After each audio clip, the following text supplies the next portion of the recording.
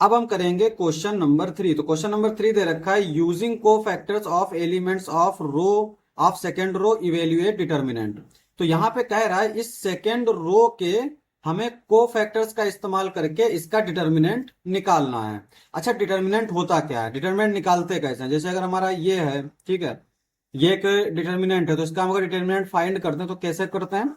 यहाँ पे 5 लिखते हैं और इस रो इस कॉलम को स्किप, इस कॉलम इस रो को स्किप करते हैं तो जो बचता है 0 1 2 3। और फिर क्या करते हैं, यहाँ पे ये प्लस है ये माइनस होगा, -3। इस कॉलम इस रो को स्किप करते हैं तो ये हमारा क्या बचता है 2 1 1 3। और फिर ये प्लस का 8 है, इसको इसको स्किप करेंगे तो ये जो बचेगा ये है 2 0 1 2। ये आ जाएगा हमारा, ठीक है।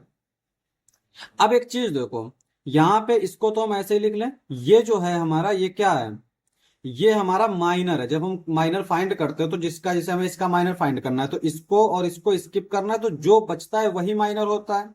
तो यहाँ पे ये हमारा मान लो माइनर है M11 -3, ये माइनर है हमारा M12 और +8, ये माइनर जो है इसका माइनर जो है वो क्या होगा हमारा M13। ये माइनर्स हो गए। अब माइनर्स जो हैं वो हमारे क्या होते हैं, को फैक्टर के साइन चेंज वाला होता है मामला। यानी अगर इनका सम इवन है तो माइनर के इक्वल होगा को फैक्टर, और अगर इसका साइन ऑड नंबर है तो उसका साइन चेंज कर देते हैं। तो यहाँ पे ये 5 है, ये माइनर है ना, इसको को फैक्टर में लिखेंगे तो A11 आएगा। अब यहाँ पे ये देखो 1 + 2 3 है, तो साइन चेंज हो जाएगा तो ये हो जाएगा प्लस का 3A12 प्लस का 8A13। ये आ गए हमारे कोफैक्टर्स, ठीक है। और यहाँ पे ये जो 5 है ये कौन सा एलिमेंट है, ये वाला एलिमेंट है। तो अगर इसको हम एलिमेंट के फॉर्म में लिखें तो ये होता है A11 और ये जो एलिमेंट है ये क्या होगा हमारा A12 और ये वाला जो एलिमेंट है ये हमारा क्या होगा A13। तो अब यहाँ पे हम देख सकते हैं कि अगर हम फर्स्ट रो से निकाल रहे हैं तो फर्स्ट रो से अगर हम डिटर्मिनेंट निकालना चाह रहे हैं तो को फैक्टर के एलिमेंट्स हम किस तरह से इस्तेमाल कर सकते हैं, इस तरह से। तो सेम चीज यहाँ पे हम करेंगे। सॉल्यूशन, इसका डिटर्मिनेंट अगर हमें फाइंड करना है सेकेंड रो से तो सेकेंड रो में इस एलिमेंट का नाम क्या है A21, तो ये हो जाएगा A21 प्लस, फिर यहाँ पे ये हमारा क्या नाम है इसका, ये A22 second row second column, तो ये आ जाएगा A22 प्लस इसका नाम क्या है A23, तो ये आ जाएगा A23, ठीक है। अब यहां पे देखो सबके वैल्यू रख दो।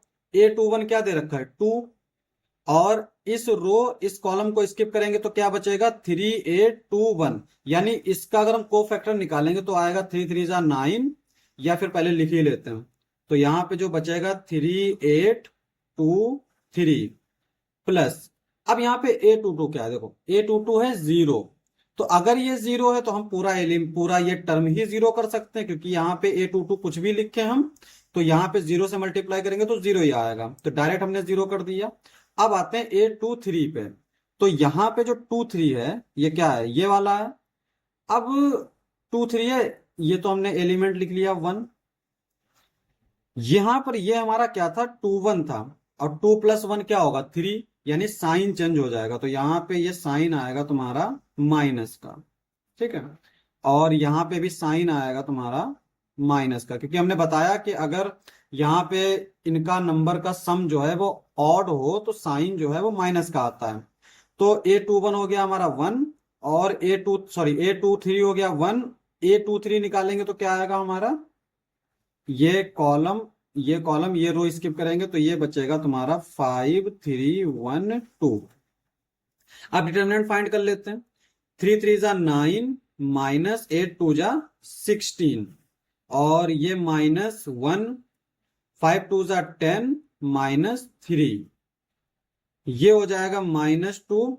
16 में से 9 जाएगा तो कितना बचेगा 7 बचेगा, तो यहाँ पे -7, -1 इंटू 10 में से 3 गया 7 बचा, 7 2 14 -7 14 में से 7 गया तो 7, यही हमारा डिटर्मिनेंट हो जाएगा। ठीक है, तो यही हमारा आंसर हो जाएगा।